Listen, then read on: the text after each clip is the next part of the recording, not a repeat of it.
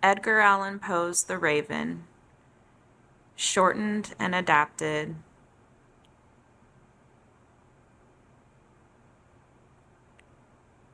Once upon a midnight dreary, while I pondered, weak and weary, over many a quaint and curious volume of forgotten lore, there came a tapping, softly, gently, tapping at my chamber door. "'Tis some visitor," I muttered, tapping at my chamber door. Only this, and nothing more. Ah, I remember. It was in the bleak December, and each dying ember cast its ghost upon the floor.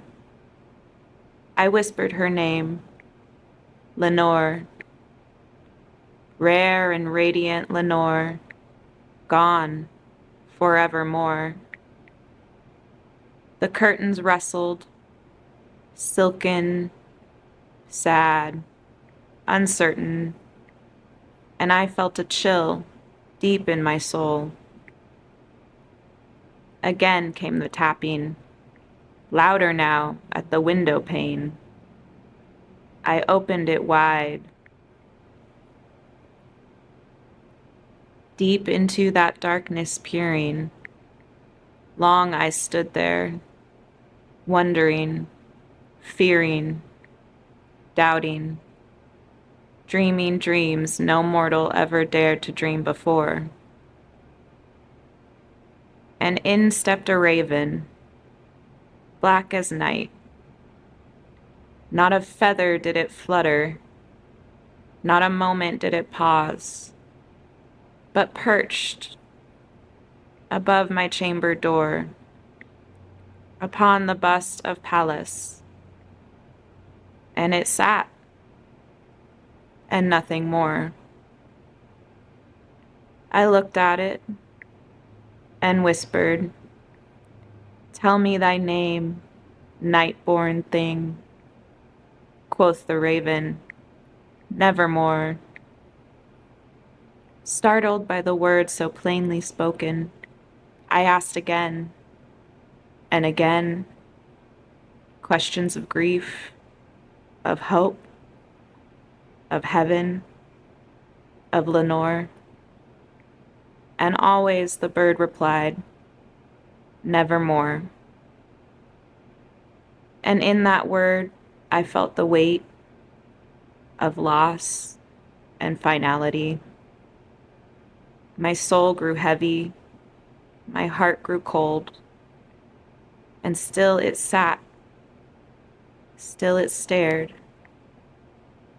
And my spirit, trapped in sorrow, felt the raven's shadow stretch across the floor. Shadows from which my soul shall be lifted nevermore.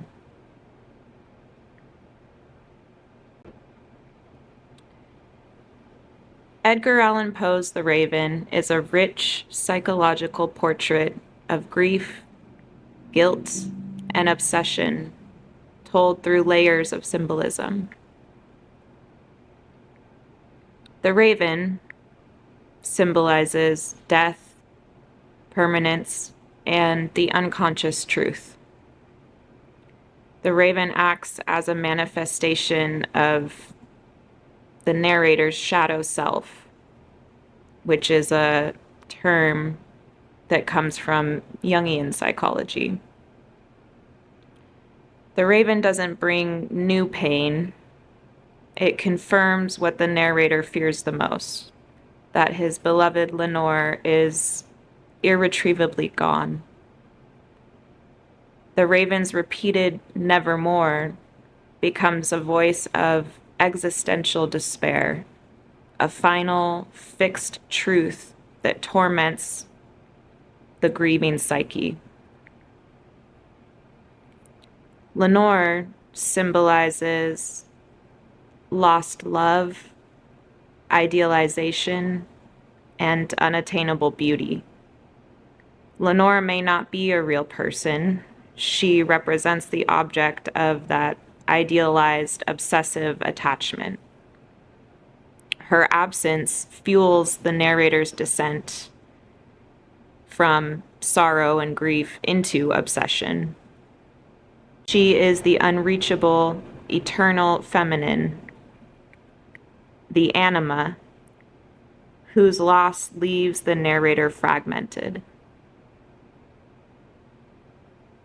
The room itself symbolizes the mind, or the inner unconscious self. The entire poem occurs inside a closed, dark room, symbolizing the narrator's trapped, claustrophobic mind, sealed off in isolation and memory. The bust of Pallas, Athena, is representative of wisdom.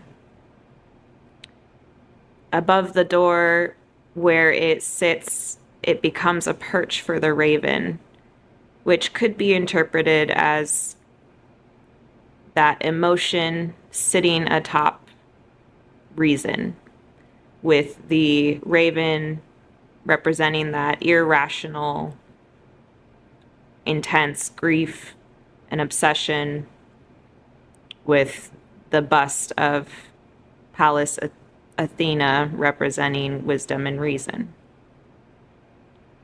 The themes of midnight and December that are mentioned could represent endings, death, or the unknown. Midnight and December are, in psychological terms, representative of the final stage of deterioration that the narrator is going through, a sort of dark night of the soul. Time has frozen.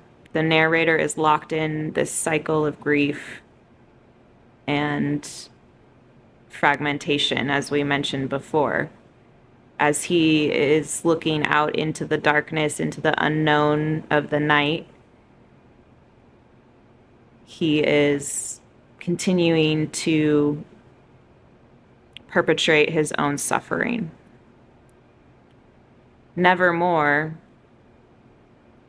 the repeated word coming from the raven symbolizes finality, hopelessness, and an internal judgment of the self. The word becomes a sort of refrain of doom, echoing the narrator's inner voice, a projection of the guilt and powerlessness that he feels. As he projects questions onto the raven, nevermore becomes the superego's cruel verdict, a voice he can't escape. The overall meaning and themes that we can draw from this are about grief and denial, obsession, madness, and a failure to integrate the shadow self. In the poem, the raven is the shadow. The narrator rejects it, and because of that, is consumed. The structure of the poem itself is repetitive, rhythmic, circular, mirroring the madness and the obsessive thought loops that the narrator is experiencing. He asks increasingly irrational questions of the raven, needing hope, but demanding doom. His obsession drives him to ask these questions and continue the cycle of this downward spiral in his mind. In the beginning, he is reading, trying to distract himself with books, but the arrival of the raven forces him to confront everything that he is repressing. In short, The Raven is not just about loss. It's about a mind unraveling under the weight of unresolved grief and guilt. The bird, the room, the word nevermore all become symbols of a soul that cannot move on. I think that this idea is relatable to anyone who has experienced that sense of unresolved grief. It can be a very claustrophobic experience in your own mind, and you can easily get caught up in these cycles of ruminating and obsessing over past events or losses. So, what are some ways that you can pull yourself out of this headspace if you are experiencing grief or loss and you find that you can relate to this poem? I think that it starts with the denial and facing what is right in front of you. And to some extent, everyone has a different way of doing that is personal to them. But finding that acceptance within yourself and looking at things from different angles, different people's perspectives, as well as finding some forgiveness for yourself and others. I think that is an important part of this process and getting out of a headspace that is filled with negative cycles. If you enjoyed this story, please be sure to like, subscribe, and comment. And if you are looking for further recommended readings, check the description box below. See you next time.